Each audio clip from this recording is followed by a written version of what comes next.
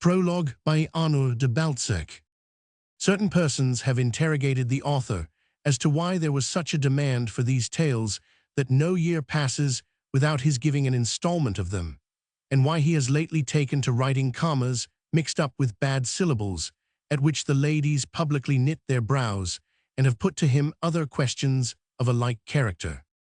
The author declares that these treacherous words cast like pebbles in his path have touched him in the very depths of his heart, and he is sufficiently cognizant of his duty not to fail to give to his special audience in this prologue certain reasons other than the preceding ones, because it is always necessary to reason with children until they are grown up, understand things, and hold their tongues, and because he perceives many mischievous fellows among the crowd of noisy people who ignore at pleasure the real object of these volumes.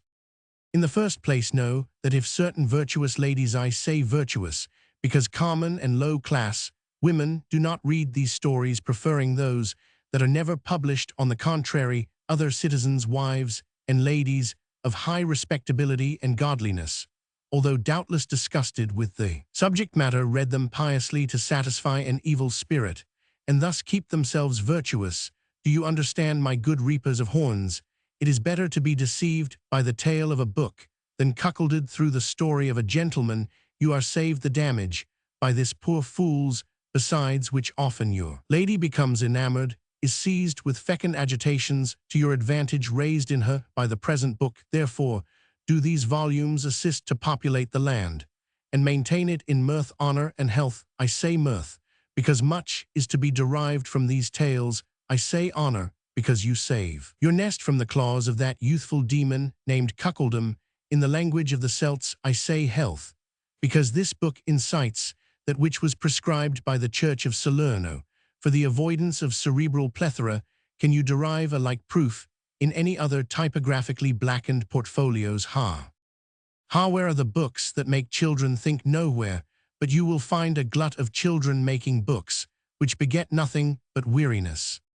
But to continue now, be it known that when ladies of a virtuous nature and a talkative turn of mind converse publicly on the subject of these volumes, a great number of them, far from reprimanding the author, confess that they like him very much, esteem him a valiant man worthy to be a monk in the Abbey of the Leam. For as many reasons as there are stars in the heavens, he does not drop the style which he has adopted in these said tales, but lets himself be vituperated, and keeps steadily on his way, because noble France is a woman who refuses to yield, crying, twisting about, and saying, "No, no, never, oh sir, what are you going to do? I won't let you, you'd rumple me."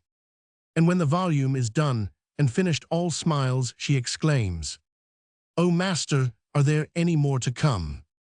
You may take it for granted that the author is a merry fellow who troubles himself little about the cries, tears, and tricks of the lady you call glory, fashion, or public favor, for he knows her to be a wanton who would put up with any violence. He knows that in France her war cry is Mountjoy, a fine cry indeed, but one which certain writers have disfigured, and which signifies, "Joy it is not of the earth, it is their seas, it otherwise goodbye." The author has this interpretation from Rabelais, who told it to him. If you search history, has France ever breathed a word when she was joyous, mounted, bravely, mounted, passionately, mounted, and out of breath? She goes furiously at everything, and likes this exercise better than drinking. Now, do you not see that these volumes are French, joyfully French, wildly French, French before French, behind French, to the backbone back?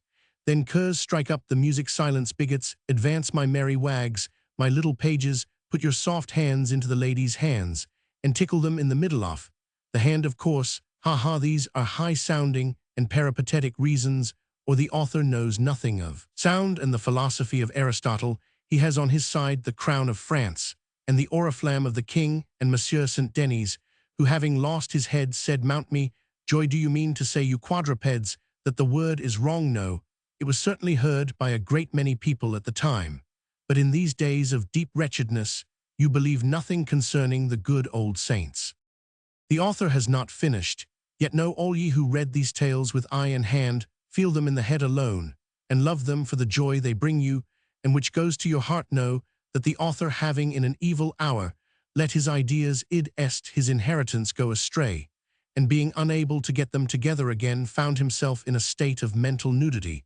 Then he cried like the woodcutter in the prologue of the book of his dear master Rabelais, in order to make himself heard by the gentleman on high, Lord paramount of all things, and obtain from him fresh ideas.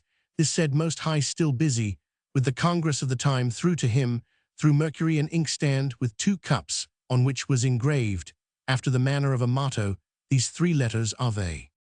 Then the poor fellow, perceiving no other help, took great care to turn over this said inkstand, to find out the hidden meaning of it, thinking over the mysterious words, and trying to find a key to them. First, he saw that God was polite like the great Lord as he is, because the world is his, and he holds the title of it from no one.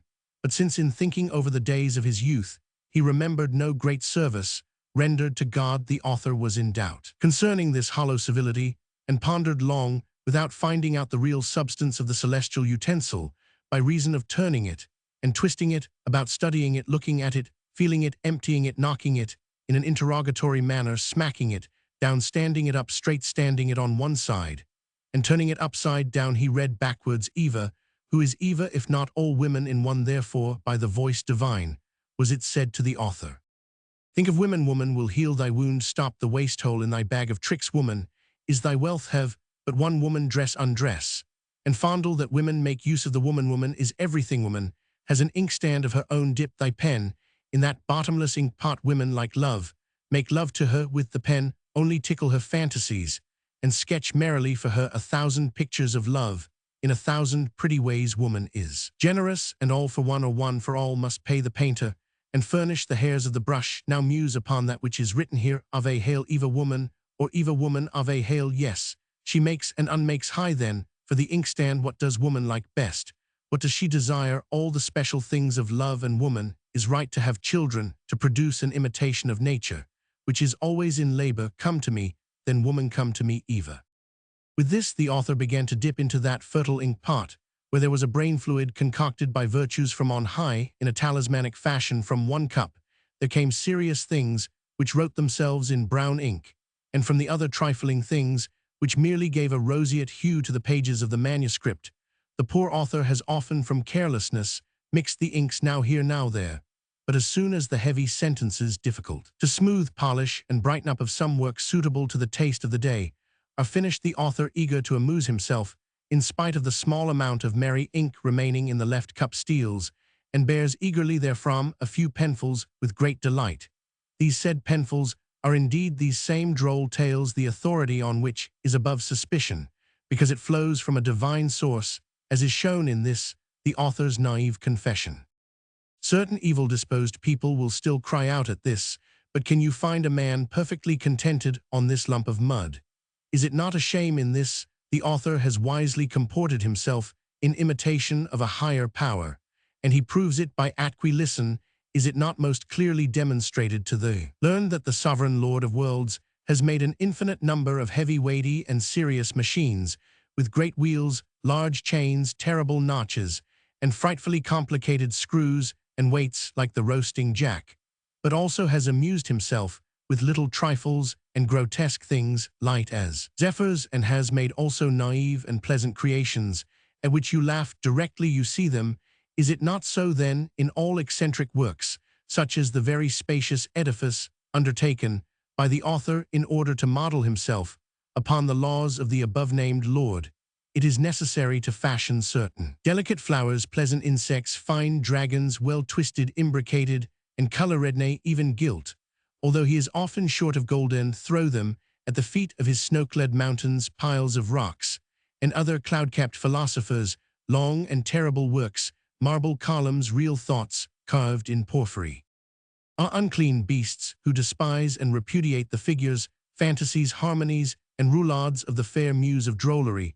Will you not pare your claws, so that you may never again scratch her white skin, all azure with veins, her amorous reins, her flanks of surpassing elegance, her feet that stay modestly in bed, her satin face, her lustrous features, her heart devoid of bitterness? Ah, wooden heads, what will you say when you find that this merry lass springs from the heart of France, agrees with all that is womanly in nature, has been saluted with a polite Ave by the angels in the person of their spokesman Mercury, and finally is the clearest quintessence of art in this work, are to be met with necessity, virtue, whim, the desire of a woman, the votive offering of a stout pantagruelist.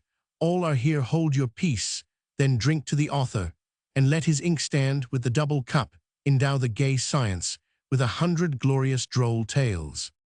Stand back, then curs strike up, the music silence, bigots out of the way, dunces step forward, my merry wags me little pages, give your soft hand to the ladies, and tickle theirs in the center, in a pretty manner, saying to them, read to laugh afterwards. You can tell them some mere jest, to make them roar, since, when they are laughing their lips are apart, and they make but a faint resistance to love.